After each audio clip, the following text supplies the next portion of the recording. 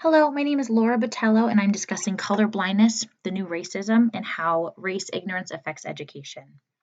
With a tarnished history laden with racism, many Americans wish to end that cycle and live in an equal opportunity society. However, for those with privilege, it is not an easy admittance to claim advantage over another, and more challenging still to distribute that amongst the deprived. This is where racial colorblindness finds its purpose. Clinical psychologist Dr. Monica T. Williams defines colorblindness as the racial ideology that posits the best way to end discrimination is by treating individuals as equally as possible without regard to race, culture, or ethnicity. In lieu of acknowledging racial disparities and unequal treatment, claiming colorblindness omits any wrongdoing and focuses on solidifying the process that benefited the majorities in the first place. In America, the majority is white.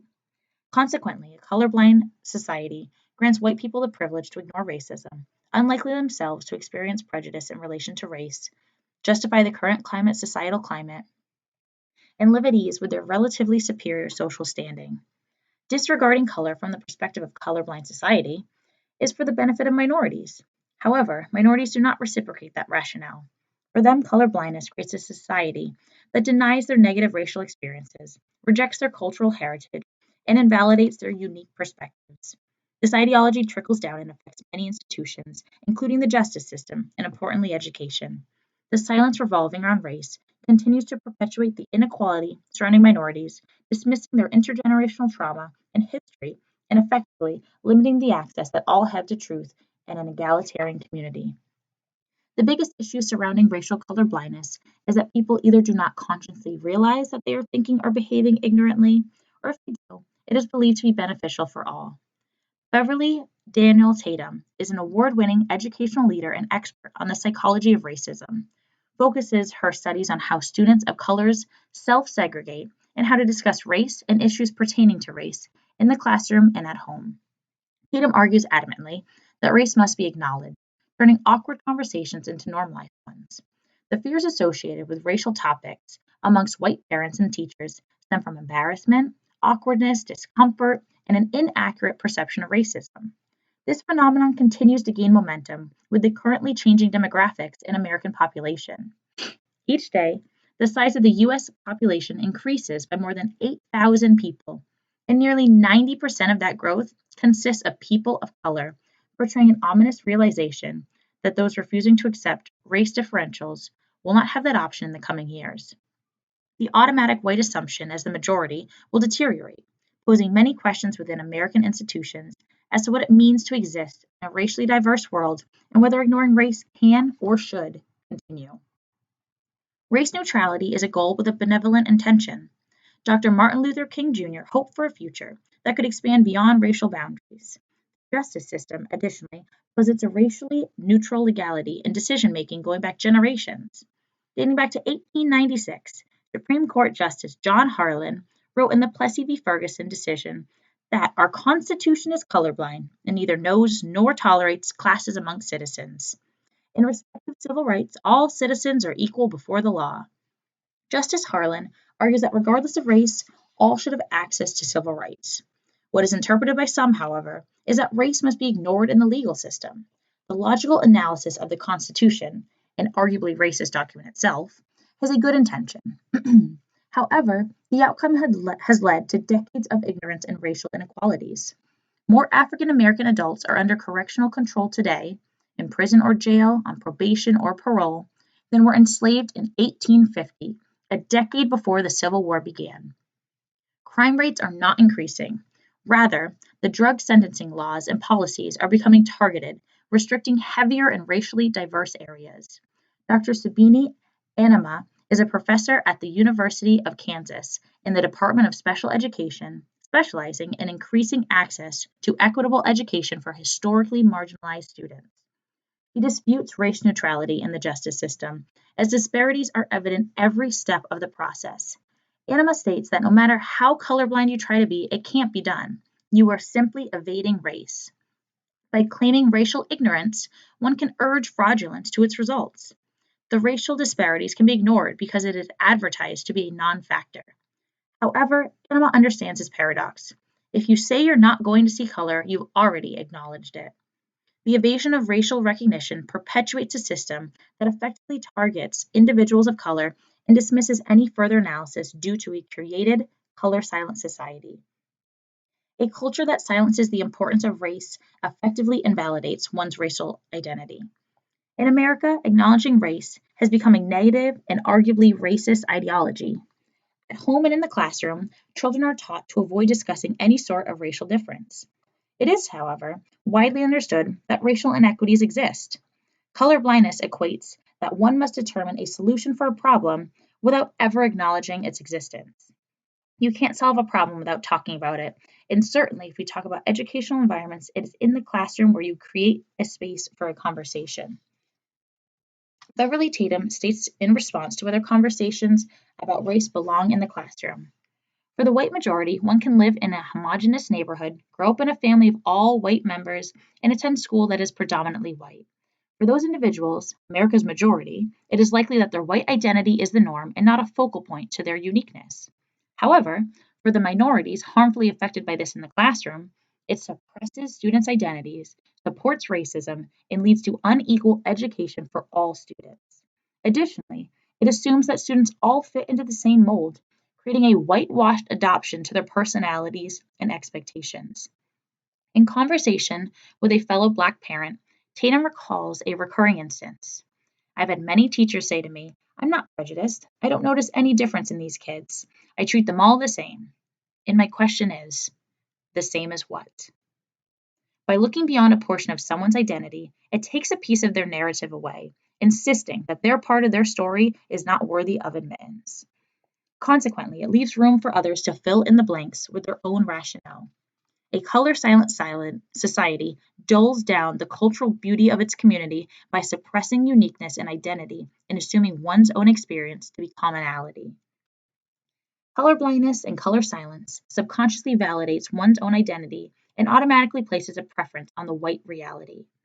White becomes the default.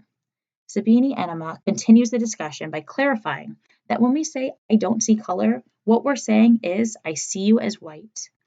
Oftentimes, this amiable attempt at equality leads to an implicit bias due to lack of recognition. Mahzarin Banaji is a psychologist at Harvard University with a pedagogical focus on the concept of implicit bias in regard to race. Implicit bias may operate outside of awareness, hidden from those who have it, but the discrimination that it produces can be clearly visible to researchers and almost certainly also clearly visible to those who are disadvantaged by it.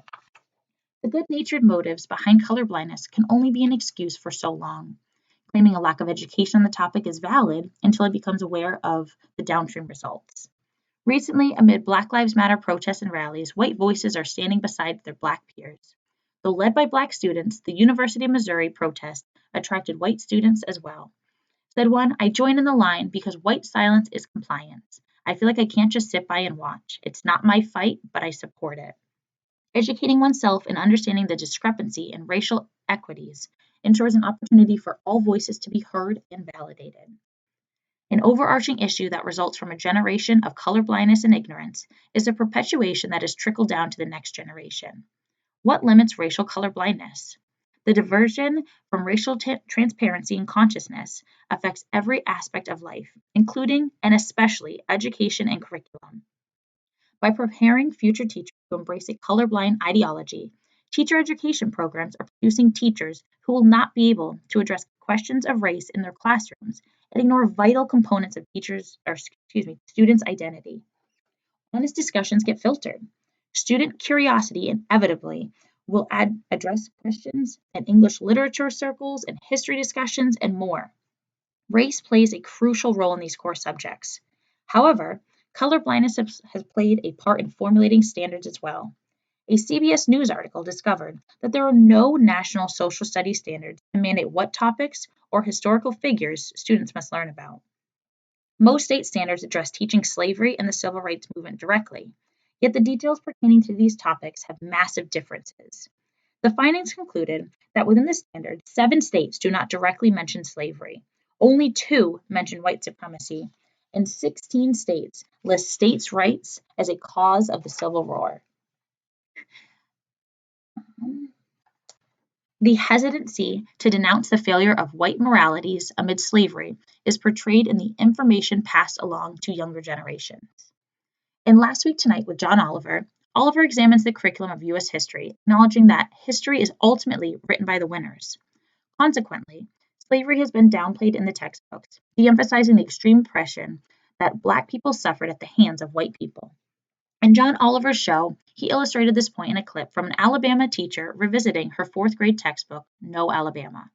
She read an excerpt from the chapter on slavery that stated, "Some slaves were good workers, very obedient.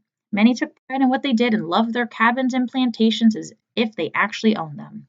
Others were lazy, disobedient, and sometimes vicious."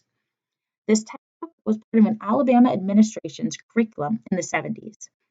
Therefore, the students in this classroom are in their 50s and 60s currently, as business owners, police officers, politicians, educators, with the foundational understanding of that information as the basis of slavery. Ignoring the history that you don't like is not a victimless act, and a history of America that ignores white supremacy is a white supremacy history of America. The winner's right to the recollection of history. One of America's national holidays is Independence Day. It is celebrated, acknowledged, and taught in every classroom. It is a crucial part of American history to acknowledge the freedom of its people to live an autonomous life. However, the same cannot be emphasized for Juneteenth.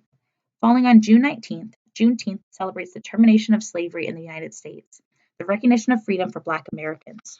This holiday, recognized by only a handful of states, lacks the dignity that it deserves. Moreover, it invalidates the history of Black students, confirming that the celebration of white freedom supersedes that of Black freedom. By acknowledging that one side won, it confirms a preference in what is taught and passed down to the next generation, perpetuating a racial stigma while creating important gaps in history by selecting truths. Colorblindness transcends to education and alters how minority students feel or do not feel represented. In the 2015-16 year, racial and ethnic minorities accounted for 20% of public elementary and secondary school teachers, considerably less than the diversity of their students and the nation as a whole. Moreover, 51% of students that year were non-white, and nationally, 39% of Americans identified as non-white. For the Black community, 7% of public school teachers are representative, while 79% are white. Students want to feel a connection with an educator, identifying with them. There's a plethora of factors that contribute to security and comfortability in the classroom, and race plays a huge factor for students of color. Lacking Black and minority role models in the classroom negatively affects the educational experience for students collectively. In addition, Black students are reported to have more inequities and persistent gaps on educational outcomes than their white cohorts. Achievement gaps pertain to an unequal representation, school suspensions, uptake of advanced courses, assignment to special education and gifted and talented classes, and grade level retention. The results of these inequities are real, and the solution is not to ignore them and claim blindness. An overwhelming national racial disaster with an unclear resolution is the perfect climate to create racial colorblindness. In an attempt to resolve racial tensions, the easiest solution is to ignore them. However, that answers no question and comforts no students. It prolongs and preserves an uninformed silence. There needs to be a call for scholars in education to abandon the idea of colorblindness and consider how embracing the philosophy impedes the advancement of racial justice, finding solutions to persistent educational problems, and to realize how to avoid a problem that can perpetuate it. Race neutrality is a slippery slope that logically sounds like the best case scenario, but realistically denies race consciousness and leads to an automatic white preference. Colorblindness knows no borders and can slowly creep into every crevice of society, from the justice system to history textbooks and education. John Oliver concluded his show with this point. History, when taught well, shows us how to improve the world, but history, when taught poorly, falsely claims that there is nothing to improve.